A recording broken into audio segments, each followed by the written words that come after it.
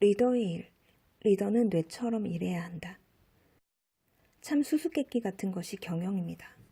조금 알겠다 싶으면 또 다른 변수가 돌발적으로 발생해서 이전에 생각했던 경영의 원칙이 틀렸다는 것을 깨닫게 만듭니다. 이에 당사자들이 서로 복잡하게 얽혀있고 사람들이 가진 생각이 다르기 때문에 이런 다양한 변수를 포괄해서 경영에 관한 일반적인 원칙을 세운다는 것은 절대로 쉬운 일이 아닙니다.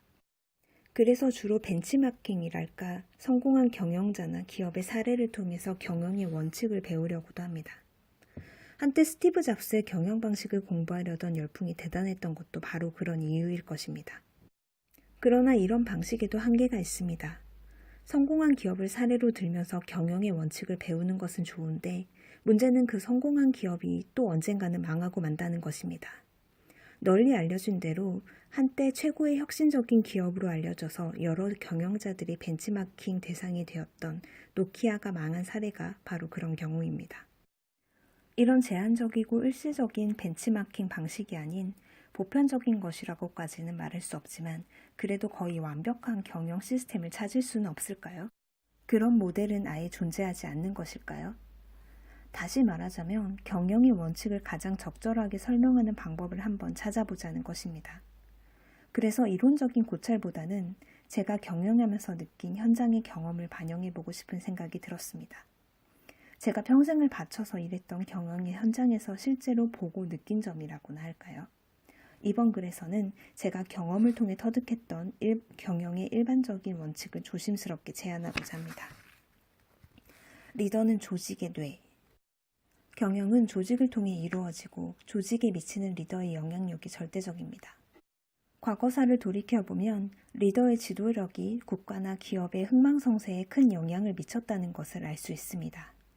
훌륭한 리더는 조직원을 만족시키면서 바람직한 현재의 성과를 낼 뿐만 아니라 성장하고 발전할 수 있는 미래의 모멘텀을 지속적으로 만들어냅니다. 반대로 변변치 않은 리더는 성과는커녕 조직과 구성원의 미래를 망쳐버립니다. 리더는 좋은 조직을 만들려는 노력에 최우선적인 가치를 부여해야 합니다. 그것이 리더의 의무이자 책임이기 때문입니다. 좋은 조직의 모습은 당장 처해 있는 상황, 규모, 성격, 목표 등 제반 여건과 리더의 성향에 따라 달라지기 때문에 획일적으로 어떤 상태가 좋은 것이라고 말할 수 없을 겁니다. 같은 회사에 같은 사람들로 구성되어 있는 조직이라 하더라도 성장기와 침체기의 변화에 따라 조직의 모습도 달라지지 않습니까? 굳이 일반화해서 말해본다면 좋은 조직은 다음과 같은 근본적인 세 가지 특성을 가지고 있어야 하지 않을까 생각합니다. 구성원이 스스로 알아서 일을 한다. 구성원이 서로 협력한다. 조직에 문제가 발생하면 빨리 그것을 드러내놓고 해결하는 능력을 가지고 있다. 이런 세 가지 요소를 모두 갖추었다면 그런 조직을 이상적인 조직이라 부를 수 있을 것입니다. 그런데 과연 그런 조직이 있을까요? 만약 그런 조직이 존재할 수 있다면 우리는 어떻게 그런 조직을 만들어갈 수 있을까요?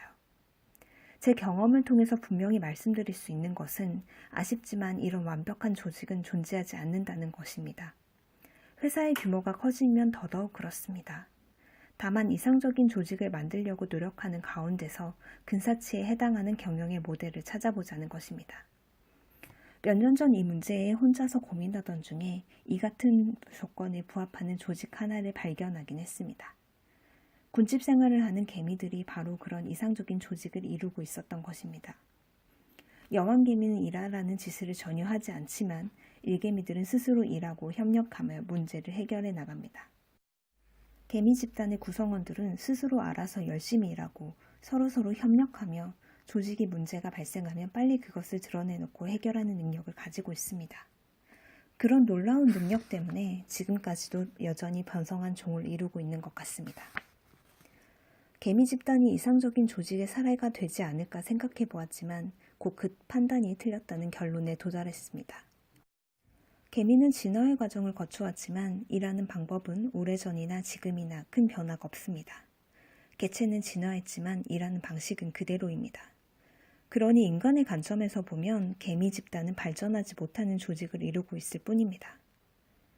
다시 이상적인 조직의 모습을 찾다가 신체의 유기적인 기능에서 비유적인 사례를 발견하게 되었습니다. 이상적인 조직은 몸의 기능과 유사하다는 것이지요.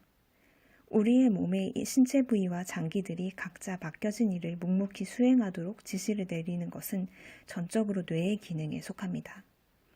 그런데 뇌의 기능과 역할을 생각해보면 신체 부위와 장기의 활동을 위해 매번 뇌의 지시가 세세하게 내려지지 않는다는 것을 알 수 있습니다.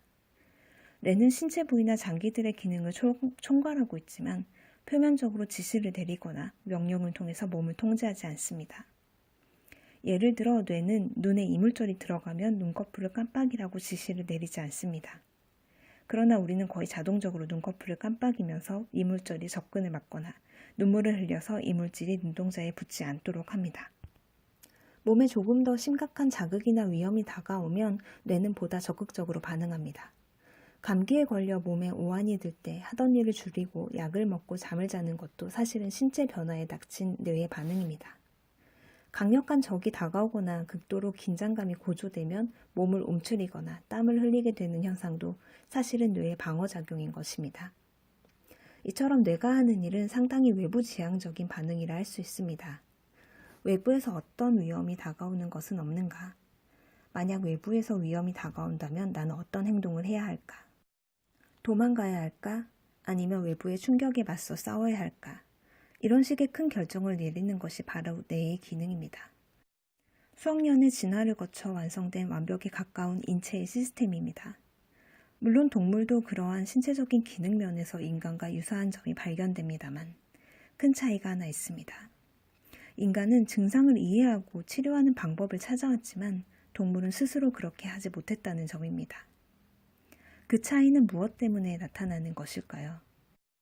진화를 연구하는 학자들은 그것이 장기의 리더격인 뇌의 차이 때문이라고 주장합니다. 뇌의 기능과 능력의 차이 때문에 인간은 동물과 비교할 수 없는 탁월한 적응 능력을 갖게 된 것입니다. 인간의 뇌는 장기를 직접 관리하거나 몸의 이상 증상을 직접 고치지 않습니다. 각 장기들이 나타나는 증상을 인지하고 그것을 해결하는 결정을 할 뿐입니다. 몸에 이상 증상이 나타나면 병원에 갈지, 약을 먹을지, 운동을 할지, 다이어트를 할지 등 결정하고 몸의 행동을 유도해서 신체의 이상을 간접적으로 고쳐나갑니다. 예를 들어 몸에 지방간 증세가 나타나면 뇌는 술을 줄이고 운동을 해야 한다고 판단을 내립니다. 뇌가 직접 지방을 분해할 수는 없지요. 뇌는 내부 관리는 간접적으로 하면서 외부 지향적이고 미래 지향적으로 기능하게 됩니다. 항상 상황에 대비하고 미래를 생각하고 준비하는 것이 뇌의 역할입니다. 이와 같은 비유를 경영 원칙에 적용해 본다면 조직의 리더는 뇌처럼 일을 해야 한다고 말씀드리고 싶습니다.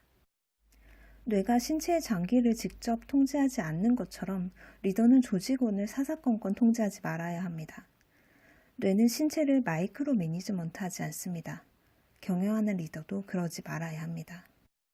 뇌가 간접적으로 장기의 기능을 미래지향적으로 판단하는 것처럼 리더는 조직원의 미래를 위해서 시스템을 잘 구축해주는 역할을 수행해야 합니다.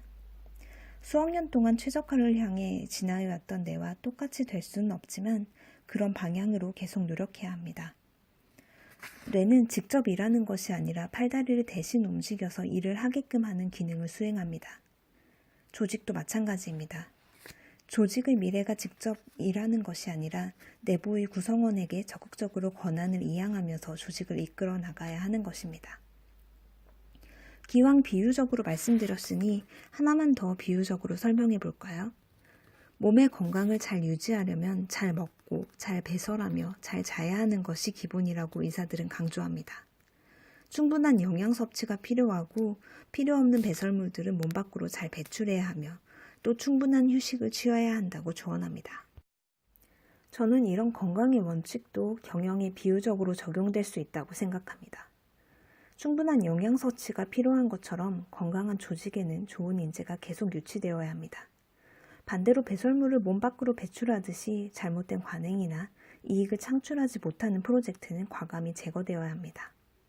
또한 충분한 휴식은 몸의 건강을 위해서도 경영의 활기를 위해서도 꼭 필요한 요소입니다. 지금까지 이상적인 조직과 리더의 모델을 신체의 기능에 유비하여 설명해 보았습니다. 만약 이 책을 읽고 있는 여러분이 경영을 하거나 또는 크고 작은 조직의 리더라면 스스로 다음 3가지 질문을 던져보시기 바랍니다. 나는 뇌와 같은 역할을 하고 있는가? 나는 구성원들이 일을 잘할 수 있도록 도와주고 있는가? 나는 조직의 미래를 위해 무슨 준비를 하고 있는가? 많은 리더들이 자신은 뇌의 역할을 잘하고 있다고 생각할지도 모르겠지만 실제로는 개인별로 수준 차이가 많이 발생합니다. 비슷한 프로젝트를 수행할 때 사람에 따라 성과의 차이가 나는 것을 보면 알 수 있지요. 왜 이런 차이가 나는 것일까요? 개인의 타고난 능력 차이도 있겠지만 업무를 대하는 자세와 태도의 영향이 더 크다고 생각합니다. 이를 좀 더 자세히 살펴보기 위해서 업무를 대하는 리더의 자세를 다음과 같이 4단계로 분류해 보았습니다. 주도적 리더. 주어진 목표를 위해 도전적으로 일하는 스타일입니다. 새로운 시도도 두려움 없이 과감하게 추진하는 리더십을 가지고 있습니다. 이런 스타일은 어떤 일에서나 적극적이고 이른바 퍼스트 무버인 가능성이 높기 때문에 실패하는 일도 있습니다. 그러나 이런 리더의 적극적인 태도는 조직의 활력을 불어일으킵니다. 가장 바람직한 리더상일 것입니다. 신체로 비유하자면 아주 정상인 상태이지만 너무 무리하지 말고 적절히 휴식을 취하는 것이 중요합니다. 대응적 리더. 주어진 목표를 이미 알고 있는 지식이나 수법으로만 대처하는 유형을 말합니다. 이런 사람들은 실패를 최소화해서 앞선 사람들을 따라잡으려는 전형적인 패스트 팔로워의 모습을 보여줍니다. 이런 스타일이 상황에 따라서 성과를 내는 경우도 있습니다. 큰 실패를 하지 않는다는 장점도 가지고 있습니다. 이런 유형의 리더가 지속적으로 변신하려는 노력을 경주한다면 주도적 리더로 성장할 수 있을 것입니다. 몸에 비유하자면 이런 대응적 리더는 치료만 적절히 하면 정상 기능을 할 수 있습니다. 수동적 리더. 시키는 일만 하는 사람들을 말합니다. 리더가 수동적이라는 말은 그 자체가 어불성설입니다. 리더는 이끌어가는 사람인데 이런 수동적인 리더는 끌려다니는 사람입니다. 이런 리더가 이끄는 조직은 일만 죽어라고 하는 상태를 보일 때가 많습니다. 외부의 자극도 없고 리더가 외부의 자극으로부터 아무런 도전도 받지 않으니 조직 전체가 열심히 하는 것처럼 보이나 성과는 지지부진합니다. 성장이 없기 때문에 곧 쇠퇴할 조직입니다. 이럴 경우 빠른 리더십 전환이 필요합니다. 다른 리더십으로 대체해 주어야 합니다. 다시 몸으로 설명한다면 이는 장기 이식이라고 보면 될 것입니다. 방어적 리더. 조직에 가장 부정적인 영향을 끼치는 사람입니다. 이런 리더는 늘 안 되는 이유를 열거하거나 남의 탓만 합니다. 매사 부정적인 사람들입니다. 이런 리더들은 부서 간 갈등을 초래하고 내부 구성원이 서로 불신하게 만듭니다. 안 되는 이유를 남에게서 찾는 버릇 때문에 조직 내에는 부정적인 기운만이 감돌게 됩니다. 이런 리더는 조직 전체를 망치는 경우이니 빨리 제거해야 합니다. 이런 방어적 리더는 장기에 생긴 악성 종양과 같습니다. 신속하게 수술해서 악성 종양을 제거해야 합니다. 이제 신체의 비유를 통해서 리더의 유형에 따른 대처법이 완성되었습니다. 저는 이것을 리더십 유형에 따른 4R 대책이라고 정리해 보았습니다. 주도적인 리더에게는 휴식, 대응적인 리더에게는 재교육, 수동적인 리더는 임무교체, 방어적 리더에게는 제거. 19세기 후반 동양에서는 앞에 언급된 리더들의 유형이 모두 나타났던 것 같습니다. 그 역사적 결과는 엄청났습니다. 시대와 역사의 흐름에 방어적으로 대응했던 조선은 일본에게 나라를 뺏기는 수모를 당했고, 수동적으로 대응했던 중국은 아편전쟁과 청일전쟁에서 굴욕적인 패배를 경험했습니다. 반면 서구 문명의 접근에 대응적으로 반응했던 일본은 신흥 강국으로 발돋움할 수 있었고 아시아 최초로 선진국 대열의 성국가가 되었습니다. 서양 역시 마찬가지입니다. 비록 식민지 정책을 펼치긴 했지만 선제적으로 역사의 주체가 되었던 유럽 제국은 아직도 세계의 패권을 유지하고 있고 선진국의 위치를 굳건히 지키고 있습니다. 이렇듯 리더가 어떤 입장을 취하느냐에 따라 각 나라의 운명은 극명하게 갈렸습니다. 세계 역사의 판도가 리더십 스타일에 따라 달라졌듯이 조직의 흥망성쇠 또한 리더의 스타일에 따라 그 운명이 결정되는 것입니다.